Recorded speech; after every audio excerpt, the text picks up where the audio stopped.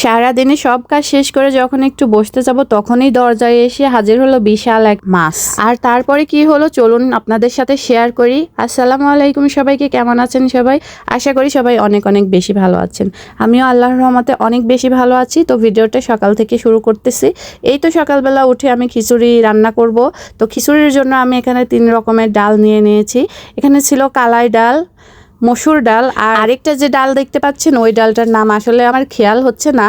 তো এই 3 রকমের ডাল দিয়ে আজ আমি খিচুড়ি রান্না করব। আর খিচুড়ির মধ্যে যদি মিক্সড কয়েক রকমের ডাল দেওয়া যায় খিচুড়ির টেস্ট অনেক দেওয়া যায়। আর হ্যাঁ, আমার খিচুড়িতে কিন্তু আমি আজকে সবজিও দেব, মানে সব রকমের ডাউল দিয়ে সবজি দিয়ে মিক্সড একটা খিচুড়ি রান্না করব।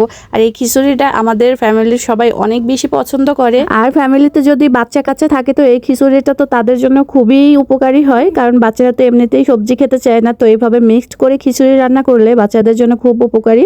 তো আমি সবজিগুলো আগে থেকে কেটে রেখেছিলাম ছোট ছোট টুকরো করে, এরপরে ধুয়ে চাউলের মধ্যে দিয়ে দিচ্ছি। আর এখানে আমি সব রকমের মশলা রেডি করে রেখেছি, মানে গুঁড়া মশলা, আস্ত মশলা, পেঁয়াজ, রসুন, কাঁচামরিচ সব কিছু আমি রেডি করে রেখেছিলাম। এরপরে হাতে সুন্দর করে মেখে নিব। আর এখানে হচ্ছে তেলও কিন্তু দিয়ে দিব সাথে।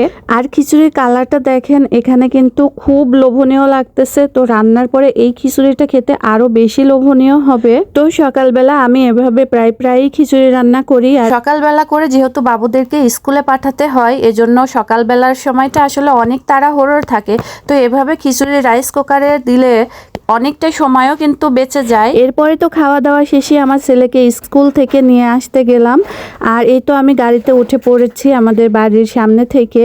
আর এই তো যাচ্ছি। তো এখন হচ্ছে বেলা 12টা বাজে। ওই দিন যেহেতু আমার ছেলের পরীক্ষা ছিল, তো ক্লাসটা একটু আগেই শেষ হবে।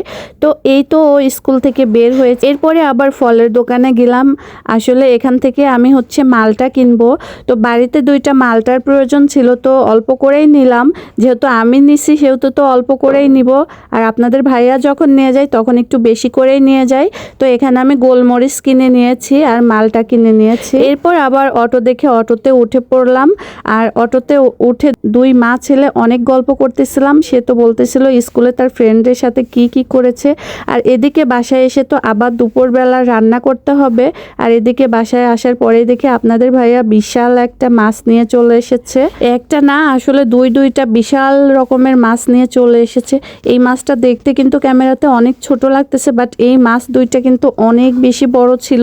আমি মানে একা নাড়াতেই পারতেছিলাম না। তো আমি মাছটাকে বেসিনের মধ্যে রাখলাম। রাখার পরে একটু মাছের আইসগুলো ছাড়ানোর চেষ্টা করতেছি।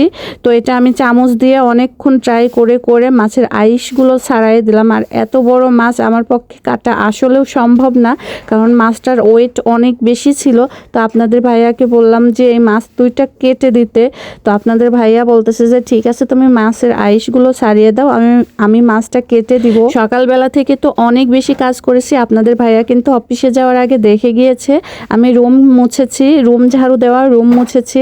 এরপরে আবার কাপড় ধুয়ে দিয়েছি। মানে বলতে গেলে আমি এখন প্রায় অনেক বেশি ক্লান্ত ছিলাম।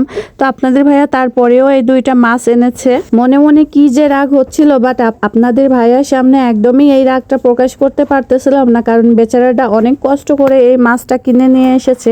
আর এই মাছ কিনতে কিন্তু অনেক টাকা প্রয়োজন হয়েছিল, যেটার কাছে আমার এই রাগ কিছুই না। আসলে আমরা মেয়েরা সংসারের কাজ করতে করতে হাঁপায়া যায়, আর ছেলেরা সংসার কিভাবে চালাবে এই চিন্তা করতে করতে তাদের দিন কাটে। তাই আর কিছু বললাম না, শুধু মাছটা আপনাদের ভাইয়াকেই ধরাই দিলাম যাতে আমাকে কেটে দেয়। তো মাছটা কাটার পরে আবার এই মাছটাই আমি দুপুরে রান্না করেছিলাম। আর মাছের মাথাটা তো ছিল বড়, দেখতেই পাচ্ছেন এখানে কিন্তু অর্ধেক মাথা আছে। তো এই মাথাটা খাওয়ার পরে কেমন জানি আমার অনেক দিন পর্যন্ত আর মাছের মাথা খেতে পারিনি। মানে এত বড় মাথা খাওয়ার পরে কেমন একটা ফিল হচ্ছিল ভিতরে। আর এদিকে আবার আমার ছেলে তো মাছ রান্না করলে খায় না, তার জন্য আবার একটা মাছ ভাজি করেও দিয়েছিলাম। তো অল্প একটু খেয়েছে ওই দিনকে আবার সে মাছ একদম খেতে চাচ্ছিল না। তো যাই হোক, আবার বিকেলবেলা দেখেন আবার আম কিনে নিয়ে এসেছে আপনাদের ভাইয়া। তো এই আমগুলো কিন্তু অনেক বেশি ভালো ছিল, এগুলো রাজশাহী থেকে আসার সময় নিয়ে এসেছিল। তো এতগুলো আম এক জায়গায় রাখলে অবশ্য আমগুলো নষ্ট হয়ে যেতে পারে। তো আমি অর্ধেক আবার ফ্রিজে রেখে দিয়েছিলাম, আর অর্ধেকগুলো বাইরে রেখেছিলাম, বাইরে অল্প করে যাতে পাকে, আর অল্প করে কেটে খাওয়ার জন্য। আর এরকম সাংসারিক প্রতিদিনের ব্লগ দেখতে আমার চ্যানেলটা সাবস্ক্রাইব করে রাখবেন। তো সবাই ভালো থাকবেন। আজকের মতো এ পর্যন্তই। আল্লাহ হাফিজ।